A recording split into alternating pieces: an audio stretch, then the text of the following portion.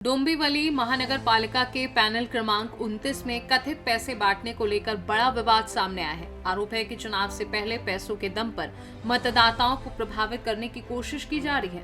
स्थानीय नागरिकों का कहना है कि ये लोकतंत्र की खुलेआम नीलामी है। सवाल यह है कि जो लोकतंत्र को खरीदने की कोशिश कर रहे हैं, उन्हें चुनाव में मौका क्यों दिया जाए। मामले ने स्थानीय राजनीति में हलचल मचा दी है। पुन्हा बघू शकतो आपण या खालच्या माळ्यावर आलोय। जवळजवळ सगळीकडेच यांचा पैशाचा जो पाऊस आहे तो यांनी प्रचंड पाऊस पैशाचा या ठिकाणी पाडलेला आहे। आणि इथे आता नागरिकच स्वतः आम्हाला बोलवून इथे सांगतायत, कारण ते पण आता खूप घाबरलेले अवस्थेमध्ये आहेत। हे बघा, अशा प्रकारे हा पैसा इथे वाटला जातोय। हे खोला मैडम। हाँ, ये नाम पढ़ सकते हो? क्या नाम है ये? किसने पैसे दिए आप बता सकते हो? बताओ, आप डरिए ना, बताओ। मुझे नहीं पता, ऊपर रहते थे पहले, बट उसका नाम नहीं मालूम। हमारे बिल्डिंग में रहते। लेकिन ये किस पक्ष का है ये चिन्ह? ये कोमल का है। कमल मतलब कौन सा पक्ष मालूम है? बीजेपी। बरोबर। तर अशा प्रकारे इथे नाव घ्यायला पण नागरिक, म्हणजे बघा इथे कसं करून ठेवलंय, पैसाही वाटायचा आहे आणि शिवाय नागरिकांच्या मनावर अशा प्रकारे दहशत निर्माण करायची आहे।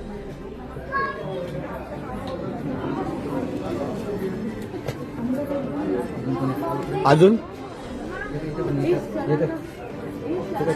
जो भी आपका दिखा दो। पुढच्या घरात आलो आपण। बघा अशा प्रकारे मस्त रबर बँड वगैरे बांधून, नाम भी लिखा है की आपका नाम भी लिखा है, नाव पण या ठिकाणी जे लिहिलेलं आहे आणि प्रॉपर त्याच्यात। मैडम खोलिए, कितना पैसा है क्या?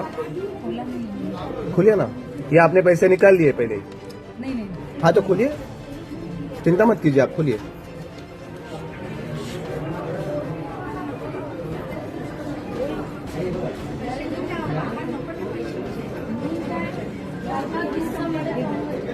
हे बघा, हे अशा प्रकारे इथे पण पैशाचा जोरदार पाऊस आपल्याला बघायला मिळतोय।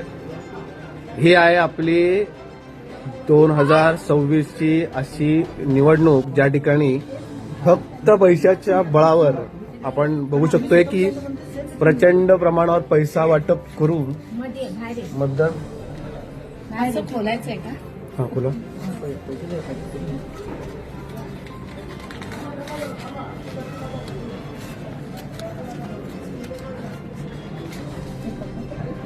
हे पण